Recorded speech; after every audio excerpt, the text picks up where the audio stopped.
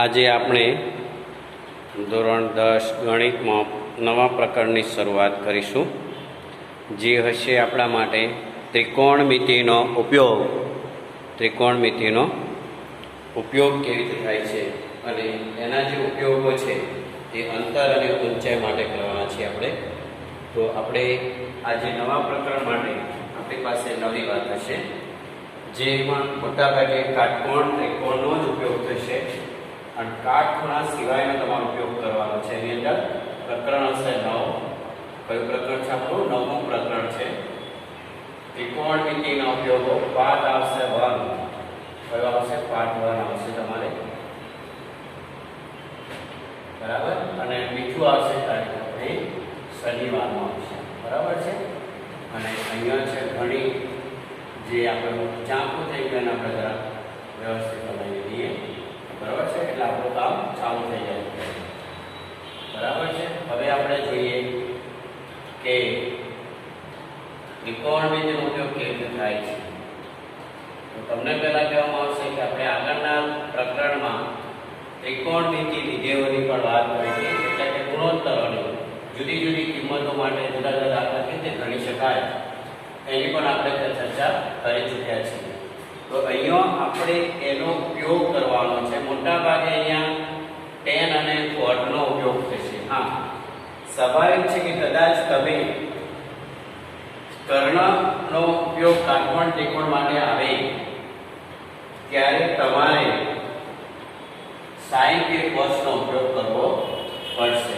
એવો દાખલો હશે, કર્ણનો ઉપયોગ કરવાનો થાય ત્યારે તમારે sin કે cos, બાકી બધા જ દાખલાની અંદર મોટા ભાગે 10 અને 4 નો ઉપયોગ થાય છે. એવો એક પ્રશ્ન છે, બરાબર છે. હવે આપણે આગળ શું કરવાનું છે જોઈએ તો સર્વે એ જ ખગોળશાસ્ત્ર, બરાબર છે. ટાવરની ઊંચાઈ, ટેકરીની ઊંચાઈ, નદીની પહોળાઈ, બરાબર છે.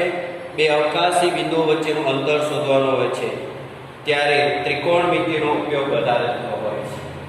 હવે આની અંદર એક વસ્તુ છે કે જ્યારે તમે થિયેટરમાં પડદા ઉપર જ્યારે પિક્ચર જોતા હો છો ત્યારે તમારી નજર જો સમક્ષ પડદાની સીધી જ પર સીધી જ વસ્તુ તમારી દ્રષ્ટિમાંથી નીકળતી વસ્તુ સામે વસ્તુ પર પડતી હોય, બરાબર છે. આપણે ઊંચે કે નીચે આંખ કરવાની નથી અને આંખમાંથી નીકળતું કિરણ સામે જે વસ્તુ છે તમારી આંખમાંથી નીકળતા કિરણની સીધી દિશામાં જ હોય તો એવા કિરણને ક્ષિતિજ કિરણ કહેવામાં આવે છે, અથવા બીજું નામ છે દ્રષ્ટિ કિરણ કહેવામાં આવે છે.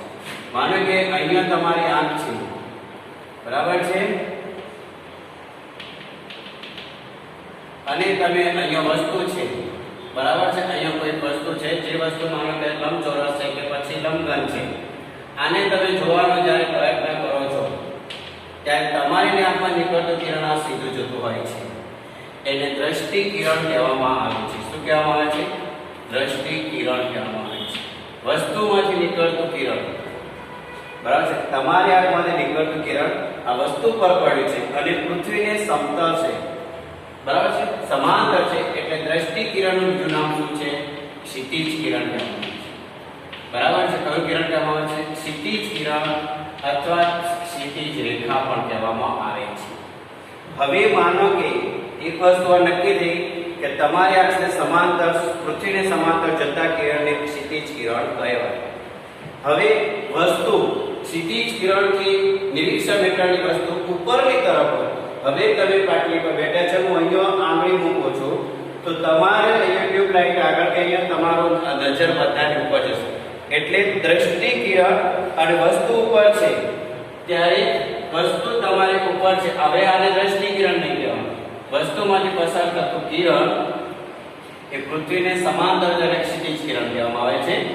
હવે વસ્તુ જો તમારી આંખની ઉપર હોય છે, તમે ઉપરની સાઈડે જોતા હો છો અને જો તમારા ક્ષિતિજ કિરણ હોય તો દ્રષ્ટિ કિરણ જ્યારે નિરીક્ષણ હેઠળની વસ્તુમાંથી પસાર થતું હોય છે, દ્રષ્ટિ કિરણ, આ દ્રષ્ટિ કિરણ જ્યારે નિરીક્ષણ હેઠળની વસ્તુમાંથી પસાર થતું હોય છે, નિરીક્ષણ હેઠળની વસ્તુમાંથી પસાર થાય છે ત્યારે ક્ષિતિજ કિરણ અને દ્રષ્ટિ કિરણ વચ્ચે બનતા કોણને ઉત્સેક કોણ કહેવામાં આવે છે. બરાબર છે. વિમાન જતો હોય ને આપણે ઘરમાં હોય તો તરત જોવા માટે બહાર નીકળી જતા હોય, બરાબર છે ને. તો પૃથ્વી પર તમે કે ઘરમાંથી દોડીને બહાર જાઓ છો, એ તમારું ક્ષિતિજ કિરણ છે. અને પછી બહાર જઈને તમે જ્યારે ઊંચે જુઓ છો ત્યારે તમારી આંખ આગળ બે કિરણ બને છે, દ્રષ્ટિ કિરણ અને ક્ષિતિજ કિરણ. એટલે નિરીક્ષણ હેઠળની વસ્તુ ક્ષિતિજ કિરણની ઉપર આવેલી હોય ત્યારે બનતા ખૂણાને ઉત્સેદ કોણ કહેવાય છે. ઉપર એટલે ઉત્સેદ કોણ. જેમ આપણે પેલામાં શું યાદ રાખ્યું, સાઈ એટલે સાબા, સાબા ભાગ્યા કર્ણ, બાબા ભાગ્યા કર્ણ, યાદ છે બરાબર. એટલે બધું દરરોજ તમારે માહિતી મેળવતી રહેવી પડતી હોય છે. હવે અહીંયા શું થશે તમે જોઈ લો. ઉત્સેદ કોણ એટલે વસ્તુ ઉપર હોય. તમારી ક્ષિતિજ કિરણ થી વસ્તુ ઉપર હોય, ક્ષિતિજ કિરણની વસ્તુ ઉપર હોય, જે ખૂણો બની જાય એટલે ઉત્સેદ કોણ. વસ્તુ ઉપર હોય, નિરીક્ષણ હેઠળની વસ્તુ ઉપર હોય, બરાબર છે. નિરીક્ષણ હેઠળની વસ્તુ ઉપર હોય એટલે ઉપર આવતી હોય ત્યારે ઉત્સેદ કોણ. બંનેના કોઈ યાદ રાખો. ઉત્સેદ કોણ ક્યારે બને? નિરીક્ષણ હેઠળની વસ્તુ ક્ષિતિજ કિરણ તમારે ડોક તમારું ઊંચી કરી પડતી હોય ત્યારે ઉત્સેદ કોણ થાય, બરાબર. અથવા તમારે આંખની નજર ઉપર કરી પડતી હોય, અને જો આંખની નજર નીચે કરી પડતી હોય ત્યારે નીચેની બાજુ એટલે અવક્ષેપ કોણ કહેવામાં. શું કહેવામાં આવશે? અવક્ષેપ કોણ. આ તમારું ક્ષિતિજ કિરણ છે. કયું કિરણ છે? ક્ષિતિજ કિરણ છે, બરાબર છે પૃથ્વી. અને તમે અહીંયા વસ્તુને જોવા માટે જો નીચેની તરફ વસ્તુ આવે હોય, નિરીક્ષણ હેઠળની વસ્તુ, એટલે તમારું દ્રષ્ટિ કિરણ જે નિરીક્ષણ હેઠળની વસ્તુમાં નીચેની તરફ પસાર થતું હોય ત્યારે દ્રષ્ટિ કિરણ અને ક્ષિતિજ કિરણ વચ્ચે બનતા ખૂણાને અવક્ષેપ કોણ કહેવામાં આવે છે, બરાબર. વસ્તુ નીચે હોય તમારે આપણી ડોક અથવા તો નજરને નીચે કરવામાં આવે તો અવક્ષેપ કોણ બોલવા. સમજાઈ ગયું?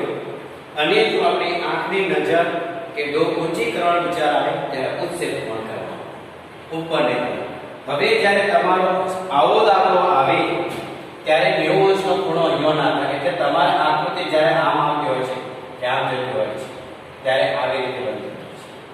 તો અવક્ષેપ કોણ આગળ હોય ને તો આ જે ખૂણો છે અહીંયા બનશે. અહીંયા જે તમારો ખૂણો બને ને અહીંયા બને છે. એટલે અવક્ષેપ કોણમાં કિરણ બતાવવામાં છે, આની અંદર નહીં બતાવવાનું. આમાં તો તમે અહીંયા છો અને વસ્તુ આમ જુઓ છો એટલે તમારો ખૂણો આમ બન્યો છે. એટલે અહીંયા લેવું છે, તમે ત્યાં થોડું માપવા જાઓ એટલે એનું પ્રતિબિંબ આપણે આમ કરી દેવું. એટલે આ ખૂણો બતાવો. અવક્ષેપ કોણ માટે તમારે કિરણ બતાવો, આમાં નથી બતાવો. કારણ કે તમે ઉપર જુઓ છો અને તમે જમીન ઉપર ઉભા છો ત્યારે તમારી વસ્તુ જે તમે જોઈ રહ્યા છો એ ઉપર છે. એટલે તમારે ત્યાં આગળ કાપવું મળે ત્યારે પેલું કિરણ જોવાનું નથી. હવે આપણે આજે એક કામ કરવાનું કે આ દ્રષ્ટિ કિરણ પરથી ક્ષિતિજ કિરણ કોને કહેવાય? આંખમાંથી નીકળતું કિરણ પૃથ્વીને સમાંતર રહેલી વસ્તુ પરથી પસાર થાય ત્યારે એવા કિરણને દ્રષ્ટિ કિરણ પૃથ્વીને સમાંતર છે એટલે આપણે ક્ષિતિજ કિરણ કહીશું. અને જો વસ્તુ દ્રષ્ટિ કિરણ તમારી નિરીક્ષણ હેઠળની વસ્તુ ક્ષિતિજ કિરણથી ઉપર હોય ત્યારે દ્રષ્ટિ કિરણ અને ક્ષિતિજ કિરણ વચ્ચે બનતા ખૂણાને ઉત્સેદ કોણ. અને ક્ષિતિજ કિરણને થી વસ્તુ નીચેની તરફ હોય એટલે નિરીક્ષણ હેઠળની વસ્તુ ક્ષિતિજ કિરણથી નીચે હોય ત્યારે દ્રષ્ટિ કિરણ અને ક્ષિતિજ કિરણ વચ્ચે બનતા ખૂણાને અવક્ષેપ કોણ. બસ આ બંને વસ્તુ પર ભાર મૂકવાનો. અવક્ષેપ કોણ અને અવક્ષેપ કોણ. આમાં 90 અંશનો ઉપયોગ બને ત્યાં સુધી ક્યાંય થશે નહીં, બરાબર. એટલે કાટખૂણા બધી આકૃતિઓ બધી જ વસ્તુ પૃથ્વીને લંબ જ હશે. આપણે જ્યાં ઊભા છીએ તો તમારા પગ જમીન પર છે, તમે ઊભા છો તો જમીન અને પગ વચ્ચે 90 અંશનો ખૂણો બનશે. દાખલા તરીકે આ બીમ છે તો તમે જોઈ શકો છો કે બીમ જે આ ભરેલો કોલમ છે એ કોલમ જમીનને લંબ છે. તમારી દરેક પાટલી જે ફ્લોર ઉપર છે એ દરેક પાટલી જમીનને લંબ છે. દરેક જગ્યાએ 90 અંશનો ખૂણો બનતો હશે. ચાહે આ ટેબલ છે તો આ ટેબલ પણ અહીંયા કેટલા અંશનો ખૂણો બનાવે છે? 90 અંશનો ખૂણો. એટલે 90 નો ઉપયોગ નથી કરવાનો. આપણે માત્ર ઉપયોગ કરવાનો છે આ ખૂણાનો જ ઉપયોગ કરવાનો. લઘુ કોણનો જ ઉપયોગ કરવાનો. શરત એ, જો તમારે કર્ણનો ઉપયોગ કરવાનો આવે ત્યારે તો sin કે cos આવે, અને કર્ણનો ઉપયોગ નહીં કરવામાં આવે ત્યારે મોટા ભાગે તમારે tan કે cot નો જ ઉપયોગ કરવાનો થશે. બરાબર છે? તો અત્યારે આપણે એક જ ખૂણો આપેલો હોય અથવા તો એક ખૂણો શોધવાનો હોય એવા દાખલા જોઈએ. પણ એની જરૂર એક વસ્તુ તમને ખાસ કહ્યું કે આ ચેપ્ટરની અંદર તમે જે પણ દાખલા કરો છો એની સંપૂર્ણ માહિતી લખવાની હોય છે. શું કરવાની હોય છે? લખવાની. કેવી રીતે લખવાની છે? તમે નિસરણી ક્યાંક જોઈ હશે અને નિસરણીના પગથિયા ચડી તમે જ્યારે ઉપર જાઓ છો ત્યારે નિસરણી હવામાં ખુલ્લી હોતી હોય છે. જો ખુલ્લી હોય તો શું થાય? પડી જાય. એટલા માટે શું કરવાનું છે કે નિસરણીને કોઈ જગ્યાએ ટેકવવાનું શોધવાનો છે અને નીચેનો છેડો જે દીવાલ હોય કે જે વસ્તુ એનાથી નીચેનો છેડો દૂર છે. એટલે તમારી પાસે એવા સમયે ત્રણ વસ્તુ થાય છે. એક તો નિસરણીના ઉપરના છેડા સુધી દીવાલની ઊંચાઈ, નિસરણીના નીચેના છેડાથી દીવાલ વચ્ચેનું અંતર, અને જે કર્ણ હશે એ નિસરણીની લંબાઈ હશે. બરાબર? એટલે આપણે એક જ ખૂણો આપેલો હોય કે એક ખૂણા ઉપરથી કંઈક શોધવાનું છે એની વાત આપણે કરીશું. એવા ઉદાહરણ તો જોઈએ. એક નિસરણીનો ઉપરનો છેડો 3 મીટર ઊંચી દિવાલની ટોચને અડકે છે. મેં કીધું ને કે નિસરણીનો ઉપરનો છેડો દિવાલની 3 મીટરની ઊંચાઈ અડકે છે. તો આપણે જોઈ લઈએ કેવી રીતે વાત થાય છે અને એ થતી વાતનો આપણે ઉપયોગ કરીએ તમને હમણાં ખબર પડી જશે. એની અંદર ત્રણ વસ્તુ હશે, તમારે કંઈ શોધવાની છે એ પણ તમને કહી દઈશ. બરાબર છે? એટલે આપણે આ ચેપ્ટરની અંદર ત્રિકોણમિતિનો ઉપયોગ કરવાનો વાત સાચી છે, પણ મોટા ભાગે આપણે વિધેય એટલે કે ગુણોત્તર tan અને cot નો જ ઉપયોગ થશે. કોનો ઉપયોગ થશે? tan અને cot નો જ ઉપયોગ થશે. બરાબર? એક નિસરણીનો ઉપરનો છેડો, તમે આકૃતિ ગમે તેમ કાટકોણ ત્રિકોણ દોરવાનું છે. ઉદાહરણ આપણે અત્યારે એક ખૂણા આધારે દાખલા ગણવાના, એવા દાખલા કરારે દાખલા પણ હોમવર્કમાં એકવાર કરવાના અને હું જે આપું એ દાખલા પણ એકવાર કરવાના છે. બરાબર છે? આ વસ્તુ ધ્યાન રાખો. એક નિસરણી છે, માનો કે આ નિસરણી છે. બરાબર છે? અને એનો ઉપરનો છેડો દિવાલને 3 મીટરની ઊંચાઈ કે છે. તો આ તમારી સામે આ થઈ ગઈ દિવાલ. બરાબર છે?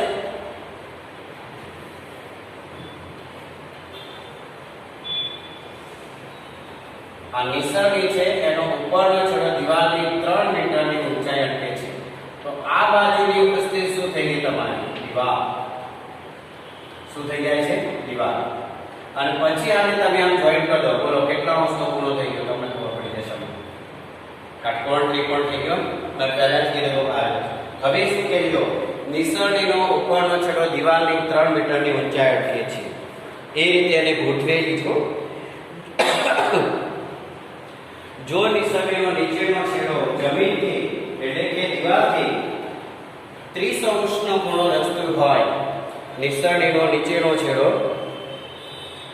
જમીન સાથે 30 અંશનો ખૂણો રચે છે, તો નિસરણીની લંબાઈ શોધો. મારા બે ક્વેશ્ચન છે. નિસરણીની લંબાઈ પણ શોધો અને નિસરણી દિવાલથી કેટલી દૂર હશે. આપણે બે વસ્તુ.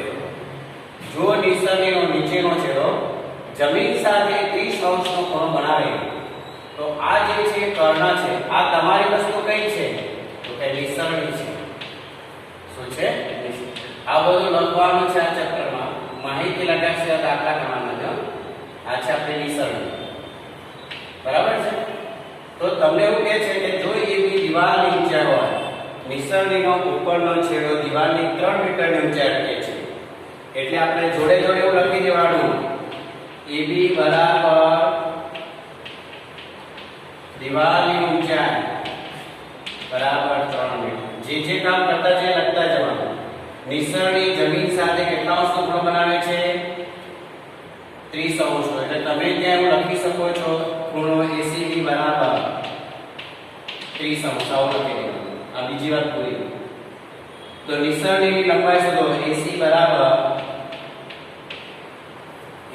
બરાબર નિસરણીની લંબાઈ બરાબર આપણે ધારી લઈએ x મીટર ધારીએ. કેટલી ધારીશું? x metre. બરાબર છે? આ જે ડિસ્ટન્સ અહીંથી અહીંયા સુધીનું જે ડિસ્ટન્સ છે x મીટર છે, બરાબર છે? કેટલું છે? x metre. એટલે તમને ખબર પડી જશે નિસરણીની લંબાઈ આપણે શોધવા જઈ રહ્યા છીએ, બરાબર છે?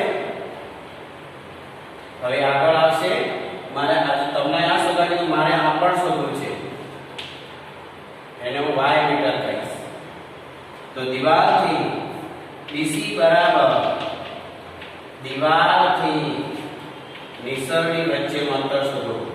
દિવાલથી નિસરણી વચ્ચેનું અંતર, આવા શબ્દો લખવાના છે. અંતર બરાબર y. હવે તમે અહીંથી જુઓ છો ને કે તમે ભૂલી ગયા છો કે નિસરણીનો ઉપરનો છેડો દિવાલ સાથે તરફ, તો તમે ઉપર જોવાના કેટલે અટકીએ, બરોબર છે? એટલા ઉચ્છેદ કોણ થઈ ગયું.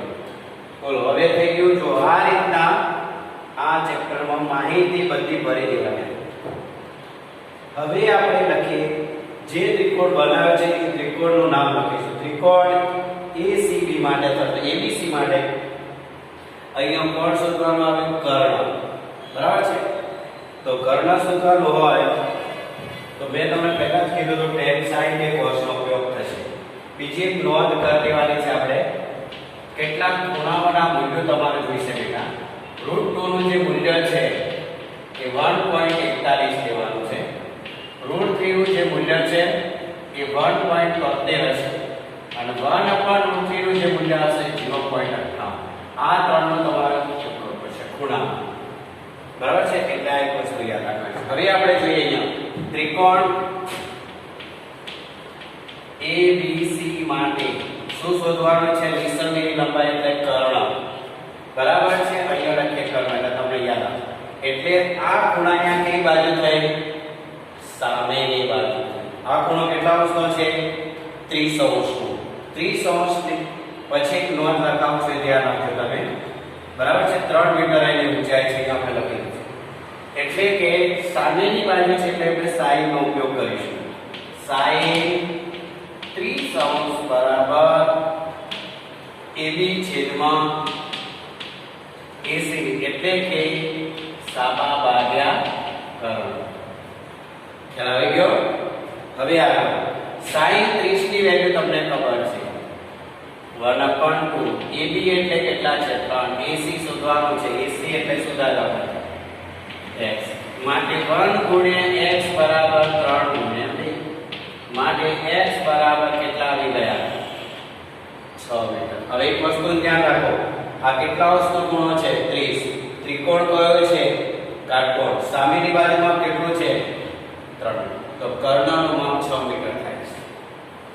એટલે નોંધ કરવાની છે, કાટકોણ ત્રિકોણમાં કાટખૂણા સિવાયના બીજા કોઈ ખૂણામાં, બે ખૂણા પૈકી કોઈ ખૂણામાં, કાટકોણ ત્રિકોણમાં કાટખૂણા સિવાયના બાકીના બે ખૂણાઓ પૈકી કોઈ ખૂણાનું માપ 30 અંશ હોય તો સામેની બાજુનું માપ કર્ણ કરતા અડધું હોય છે અથવા તો કર્ણનું માપ સામેની બાજુ કરતા બમણું હોય છે. આવી આપણે નોંધ લખવાની છે, કારણ કે નોંધ લખીએ તો જ તમને ખ્યાલ આવશે. પછી આપણે BC શોધી કાઢીએ, બરાબર છે? બીજી નોંધ અહીંયા લખીએ. આ 1 નંબરની નોંધ થઈ. નંબર 2 ધ્યાન રાખજો, આના આધારે નોંધ છે. આ વસ્તુ આધારે આ જે જવાબ લાગે છે એના આધારે. એટલે પછી તમે લખી શકો છો કે નિસરણીની લંબાઈ, આમ નિસરણીની લંબાઈ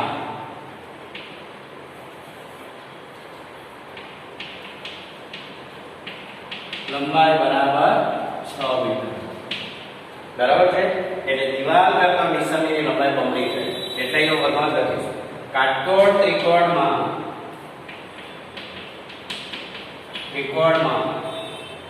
કાટખૂણા સિવાયના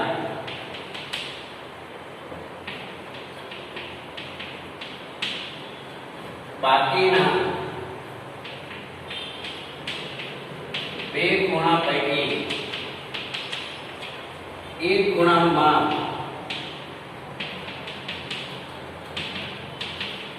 30 અંશ હોય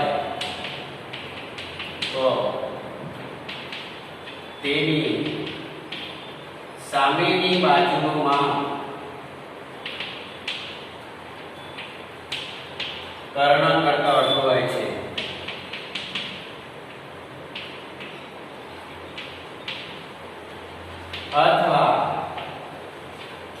કર્ણનું માપ બાજુ કરતા માપ બાજુ કરતા બમણું હોય છે. બમણું હોય જોયું કર્ણ કરતા કેવું હશે બમણું હોય છે એવું આપણે વાક્ય લખી દીધું છે. બરાબર છે. કાટકોણ ત્રિકોણમાં કાટખૂણા સિવાયના બાકીના બે ખૂણા પૈકી કોઈ ખૂણાનું માપ 30 હોય તો સામેની બાજુમાં કર્ણ કરતાં અડધું હોય છે અથવા કર્ણનું માપ સામેની બાજુ કરતાં સામેની બાજુ કરતાં બમણું થાય છે. આ નોંધ બહુ જ ધ્યાન રાખવાની કારણ કે ઉપયોગ થશે. ઓકે ચલો હવે આપણે નોંધ બી લઈ દાખલો બી અડધું લઈ. હવે આપણે શું શોધવાનું છે બીસી શોધવાનું છે. તો આ શું મળી ગયું તમને કર્ણ પણ મળી ગયો છે. એટલે આ ખૂણા માટે આ કઈ બાજુ પાસે એટલે તમે એને કોસનો પણ ઉપયોગ કરો.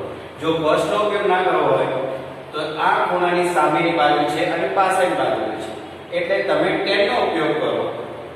એટલે અહીં બે વસ્તુનો ઉપયોગ થઈ શકે છે. કેટલી વસ્તુનો? બે. તો હવે આપણે લખીએ tan 30 બરાબર tan 30 બરાબર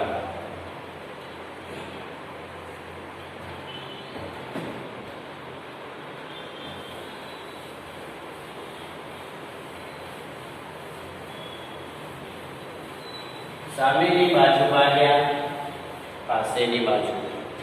બરાબર છે. એક ત્રિકોણની વાત કરવાની છે. ત્રિકોણ ABC માટે tan 30 tan માં sin નો કોઈ અક્ષર નથી, અક્ષર છે n એટલે આપણે ઉપર sin 30 ભાગ્યા cos 30 આવું આપણી રીતે યાદ રાખીએ. મતલબ હવે આપણે આવું નહીં લખવાનું, આપણે સીધું આવું લખવાનું. મારે આનો ઉપયોગ કરવો પડશે. બરાબર સાબા ભાગ્યા આબા એટલે કે AB ભાગ્યા BC. sin 30 ની વેલ્યુ ખબર છે 1/√3. અરે સોરી tan 30 ની કિંમત અને tan 60 ની કિંમત √3 છે. tan 60 ની કિંમત √3 અને tan 30 ની કિંમત છે 1/√3. AB કેટલા આપેલા છે? 3. કેટલા આપેલા છે? 3. તો મૂકી દઈએ 3 અને BC એટલે y મૂકીએ જે આપણે શોધવાનું છે 3/y માટે y બરાબર √3 3√3. હવે તમારી કિંમત મૂક્યો તો 3 ગુણ્યા 173/100 કરો કારણ કે √3 ની કિંમત 1.7 અથવા 1.72 લેવાની. બરાબર તમને જે અનુકૂળ લાગે એ પ્રમાણે. માટે 3 તારી 9 7 તારી 21 ને 2 23 3 તારી 9 7 તારી 21 ને કરો એટલે ફરી 2 3 ને 5 છેદમાં 100 માટે y બરાબર કેટલા આવશે 5.19 મીટર. નિસરણી દિવાલથી 5.19 મીટર. બીજો જવાબ નિસરણી દિવાલથી 5.19 મીટર. નિસરણીનો નીચેનો છેડો નિસરણીનો એટલે દિવાલ અને નિસરણી વચ્ચેનું અંતર લખેલું અને દિવાલ વચ્ચેનું અંતર બરાબર 5.19 મીટર છે. બરાબર જાય છે બીસી બરાબર. બસ આ રીતે જવાબો પણ લખવા છે આવું સાથે. એટલે અત્યારે આપણે જે જોઈએ દાખલા એક ખૂણા આધારિત છે કે જેથી તમે એનો અંદાજ કરશો. જે પણ વસ્તુ ન આપેલી હોય અને એ વસ્તુનો પણ જો તમે શોધવા માટે પ્રયત્ન કરશો ને તો તમને ઘણો બધો ફાયદો થશે. કારણ કે ક્યારેક આપણે દાખલો ના જોઈએ અત્યારે કરીએ અને એ વખતે પૂછાય કે તમારી પાસે થઈ જાય. એટલે આપણે નિસરણીનો દાખલો જોયો. આવું એક દાખલો જોઈએ કે જેમાં શું આપણે નિસરણી હોય કે ગમે તે હોય નિસરણી વાત કરી તો બી નિસરણીનો જ કરવાનો, એમાં કંઈ વાંધો નહીં. કારણ કે એક બે વખત કરશો તો જ તમને આ દાખલા મગજમાં ફિટ થશે. કારણ કે આ ચેપ્ટરમાં આકૃતિ વગર કોઈ દાખલો થશે નહીં. એટલે આકૃતિ દોરવાની છે. પરીક્ષામાં તમારે પેન્સિલનો ઉપયોગ કરવાનો. બરાબર લખાણ કરી શું માહિતી એના આધારિત તમારે ચાલવાનું છે. ઓકે તો આપણે આગળ જઈએ. ઉદાહરણ બીજું જોઈએ કે શું આપેલું છે, બરાબર, એની વાત પણ કરીએ. એક મકાનની ટોચ પરથી જોતા 10 મીટર દૂર ઉભેલા એક માણસનો અવશેષ કોણ 45 છે. બરાબર છે. જો માણસની વાત આવે છે, પણ માણસના અવશેષની વાત કરીએ પછી પહેલા બીજો છે. જો એક થાંભલો જમીનને લંબ દિશામાં ઊભો છે. એ તો દરેક વૃક્ષ પણ જમીનને લંબ છે. તમારી ગાડી ઉપર ફોરવ્હીલ તો એ જમીન સાથે 90 અંશ ખૂણો બનાવશે. વિમાન ઉપર ત્યારે 90 અંશ ખૂણો બનાવો. ચલો જલ્દી. એક થાંભલો જમીનને લંબ દિશામાં ઊભો છે. થાંભલાની ટોચ જમીન પરના કોઈ બિંદુ સાથે જોડતા તાર બાંધેલો છે. એ તારની લંબાઈ 7 મીટર છે. ગુડ. તાર જમીન સાથે 30 અંશનો ખૂણો બનાવે છે. એટલે આકૃતિ આપણી એઝેટે રહેશે. બરોબર છે. જોઈ લો. હવે પહેલા ઉદાહરણ 2. હવે મારા દીવાલ કાઢ નાખવાની. આ દીવાલની જગ્યાએ મારે શું લખવાનું? થાંભલો.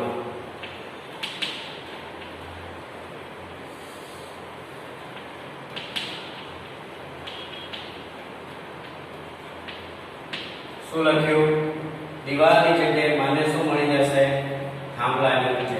શોધવાની છે કે નહીં તો પછી જોઈએ. પહેલા રકમ કરી લઈએ. બરાબર છે. અને એ થાંભલાની ટોચ ઉપરથી જમીન સાથે તમે જે દોરડું બાંધેલું છે એ દોરડું 7 મીટરનું છે. કેટલા મીટરનું છે? 7 મીટર. અને એ જે તાર છે એટલે આ નિશાનની જગ્યાએ તમારે તારનું દોરડું લાગી ગયું. કયું દોરડું લાગી ગયું? તાર દોરડું છે. જેનું જે લંબાઈ છે એ 7 મીટર તમને આપી દીધેલી છે. કેટલા મીટર આપી છે? 7 મીટર તમને આપી દીધી છે. અને જમીન સાથે 30 અંશનો ખૂણો બનાવે જ છે. એટલે ACB 30 છે. હવે આ નિશાનીની જગ્યાએ મારે લખવું પડશે તારની લંબાઈ લખી દેવાની. શું લખવાના જગ્યાએ મારે? તારની લંબાઈ. બરાબર. આપણને આપેલું છે માપે પસાર. હવે શું વાક્ય છે મેં નથી જોયું. તો થાંભલાની ઊંચાઈ શોધો. થાંભલાની ઊંચાઈ શોધો. એટલે તમારે x મીટર. હવે આને ઊંચાઈને h કહીશું આપણે. બરાબર છે. અહીંયા h મીટર શોધો. મારો બીજો પણ પ્રશ્ન છે કે થાંભલા અને નીચેના દોરડા વચ્ચેનું અંતર શોધો. થાંભલા અને તારના થાંભલા તથા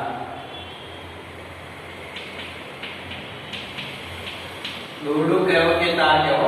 ઘણી જગ્યાએ દોરડાનો ઉપયોગ થઈ રહેશે. તારના નીચેના છેડા વચ્ચેનો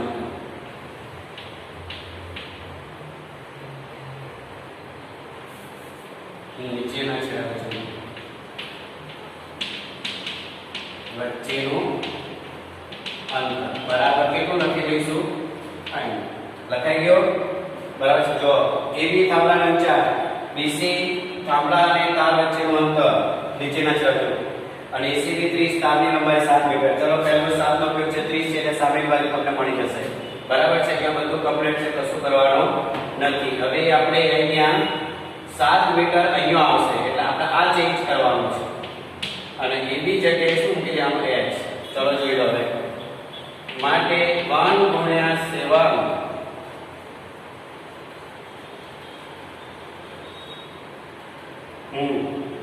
બરાબર 2h.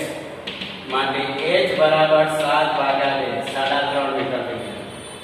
હમણાં વાક્ય લખી દો કે કોઈ ખૂણાનું માપ 30 અંશ સામેની બાજુમાં કર્ણ કરતો 7 ના અડધા 3.5.